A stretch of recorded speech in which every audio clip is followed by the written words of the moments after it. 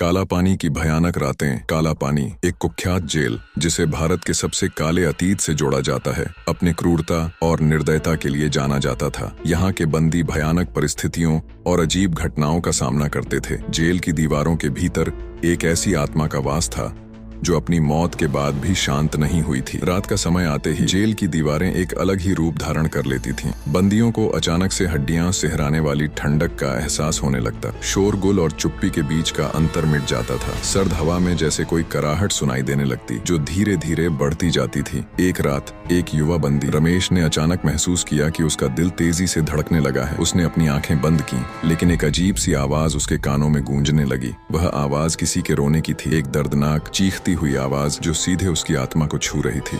रात के 1 बजे के आसपास वह अपने बिस्तर पर उठ बैठा। उसने देखा कि उसकी जेल की कोठरी की दीवारें मानो लहराने लगी थीं। अचानक कमरे का तापमान बहुत नीचे गिर गया। उसकी सांसें ठंडी हो गईं और उसने देखा कि उसके चारों ओर धुंधले सिलहूट आकार ले रहे थे। रात भर वह आवाज लगातार सुनाई देती रही। वह चीखें और कराहटें उसकी मानसिक स्थिति को हिला देती थीं। उसके चारों ओर के अन्य बंदी भी इसी स्थिति का सामना कर रहे थे, लेकिन किसी को भी एक दूसरे से बात करने की हिम्मत नहीं थी। सुबह होते ही जेल का महकमा ताजा रिपोर्ट पर चर्चा करने आया, लेकिन रमेश की आंखों में जो आतंक था उसे देखकर वे सब हैरान थे। एक वरिष्ठ अधिकारी ने उसे समझाने की कोशिश की, लेकिन रमेश ने बस यही कहा, मैंने उस रात क्या देखा वह कभी भी शब्दों में नहीं कह सकता। वह एक आत्मा थी जो अपने मृत्यु के दर्द को जी रही थी। रात का समय फिर कभी शांत नहीं रहा। हर रात बंदी उस दर्दनाक आत्मा के प्रकोप का सामना करते रहे। काला पानी की दीवारों के भीतर एक रहस्यमय और भयानक कहानी हमेशा के लिए कैद हो गई, जो हर रात की चुप्पी में जीवन की जटिलता और आत्मा के दुहक को महसूस कराती थी। रातें और भी खौफनाक होती जा रही थीं। रमेश की आपबीती के बाद जेल के अधिकारियों ने रात की गश्त बढ़ा दी, लेकिन किसी भी कोशिश से उस आत्मा का आतंक कम नहीं हुआ। जेल के भीतर की हवा में एक अजीब सा तनाव बना रहता था, मानो हर बारीकी से सुनने पर उस आत्मा की चीखें सुनाई देती थीं। एक शाम जेल के नए बंदी विजय को काला पानी में लाया गया।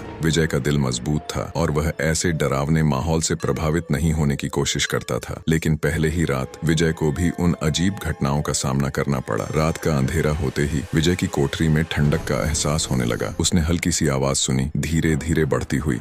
विजय ने अपने बिस्तर को ठीक किया और खुद को आश्वस्त करने की कोशिश की, लेकिन उसकी आंखों के सामने एक अदृश्य शक्ति ने अजीब खेल शुरू कर दिया। कोठरी की दीवारें मानो धड़कने लगीं और एक गहरी कराहट ने विजय के कानों में गूंजना शुरू कर दिया। विजय ने देखा कि कोठरी की दीवारों पर खून के धब्बे उभरने लगे हैं। वह चिल्ला उठा, लेकिन कोई भी उसकी मदद के लिए नहीं आया। उसकी चीखें भी अजीब सी गूंज में बदल गईं, मानो वह एक लंबे काले सुरंग में खो गया हो। जेल के अन्य बंदी जो पहले ही उन भयानक रातों के आदी हो चुके थे, ने विजय की चीखें सुनी। उन्होंने सोचा कि विजय भी अब आत्मा की गिरफ्त में आ चुका है। कुछ ने तो यहाँ तक कह दिया कि विजय ने भी आत्मा के सामने आत्मसमर्पण कर दिया था। अगली सुबह जेल में एक सन्नाटा था। विजय की कोठरी में जाने पर जेल के अधिकारियों ने देखा कि वह पागलपन की हालत में था। उसकी आंखें खाली और उसकी त्वचा पीली हो गई थी।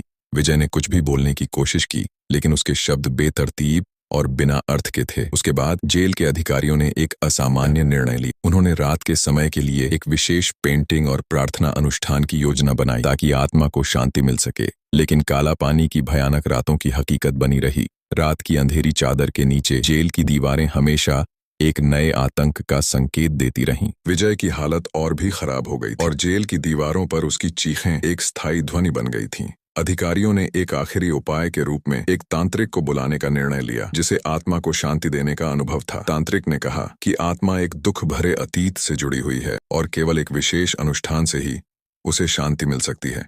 रात के समय जेल में एक असामान्य सन्नाटा छा गया। तांत्रिक ने जेल की पुरानी कोठरी में एक स्थान चुना और वहां अनुष्ठान के लिए आवश्यक सामग्री तैयार की। उसने मंत्रों और तेलों के साथ एक गोलाकार सीमा बनाई और जेल के अधिकारियों और बंदियों को बाहर जाने को कहा। सबकी आंखों में चिंताएं और आशंका थी, लेकिन तांत्रिक के शब्दों में एक रहस्यमय विश्वास था। जैसे ही अनुष्ठान शुरू हुआ, जेल की दीवारें एक बार फिर से हिलने लगी। एक अजीब सी ठंडक चारों ओर फैलने लगी और एक गहरी कराहट ने हर कोई को घेर लिया।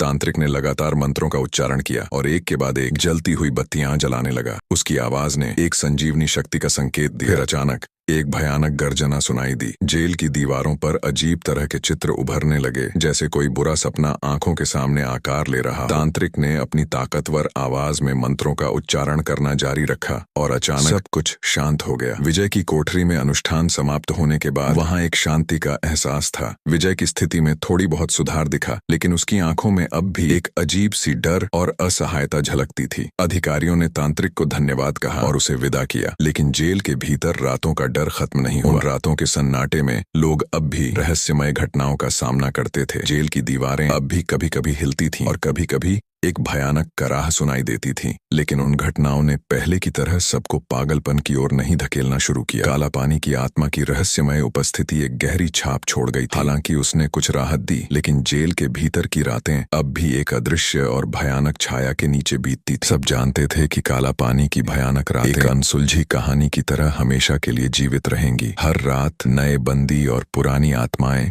दोनों ही एक अज्ञात और भयानक सच्चाई का सामना करते रहे। काला पानी की आत्मा की चीखें और कराहें जो कभी भी थमने वाली नहीं थीं। काला पानी की रातें फिर से एक नई धुंध में ढलने लगी, लेकिन तांत्रिक के अनुष्ठान के बाद कुछ बंदी मानने लगे थे कि आत्मा का आतंक कम हो गया है। हालांकि जेल की हवा में अभी भी एक अजीब सा तनाव बना हुआ था। एक रात जेल के नए जेलर वीरेंद्र ने देखा कि उसके समक्ष सब सामान्य चल रहा था। उसने पुराने अधिकारियों से सुनी कहानियों को महज मिथक समझा और रात की गश्त के दौरान लापरवाह हो गया। वीरेंद्र ने मान लिया कि तांत्रिक के अनुष्ठान ने आत्मा की उपस्थिति को समाप्त कर दिया है। रात के 1 बजे जब वीरेंद्र जेल के आंगन में गश्त कर रहा था, अचानक उसे एक पुरानी कोठरी की ओर से अजीब सी लपटें दिखीं। उसने पहले तो इसे नजरअंदाज किया, लेकिन जब लपटें बढ़ने लगीं तो उसने उस ओर बढ़ने का निर्णय लिया। जैसे ही वह कोठरी के पास पहुंचा, उसने देखा कि वहां अंधेरे में एक पुराना दरवाजा हल्का सा झूल रहा था। वीरेंद्र ने दरवाजा खोला और भीतर दाखिल हुआ। वहां एक असामान्य ठंडक महसूस हो रही थी और दीवारों पर खून के धब्बे फिर से उभर आए थे।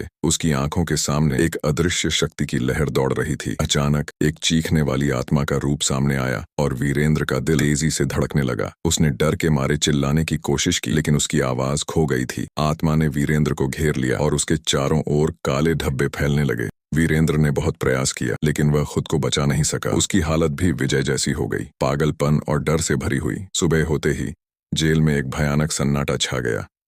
वीरेंद्र की गुमशुदगी ने सभी को चिंता में डाल दिया। जब अधिकारियों ने उसे ढूंढा तो उसकी स्थिति बहुत खराब थी। उसके साथियों ने देखा कि वह असामान्य स्थिति में था और उसके चेहरे पर गहरी चिंता और आतंक के निशान थे। अधिकारियों ने फैसला किया कि जेल की पुरानी कोठरी को बंद कर देना चाहिए और वहां किसी को नहीं भेजना चाहिए। लेकिन उन रातों की खौफनाक घटनाएं कहीं न कहीं महसूस होती रहीं। जेल के बंदियों और अधिकारियों ने समझ लिया कि काला पानी का अतीत और उसकी आत्मा की उपस्थिति एक गहरी रहस्यमय शक्ति का हिस्सा है, जिसे वे कभी पूरी तरह समझ नहीं सकते। काला पानी की रातें अब भी डर और रहस्यों से भरी हुई थीं। भले ही अनुष्ठान और बंदियों की कोशिशों से आत्मा की शक्ति थोड़ी कम हुई हो, लेकिन जेल के भीतर की रातें अब भी एक अनकही कहानी की तरह बसी थीं और हर रात उन अंधेरी कोठरियों में आत्मा की उपस्थिति को लेकर सच्चाई और भ्रम के बीच एक रेखा खींची जाती थी।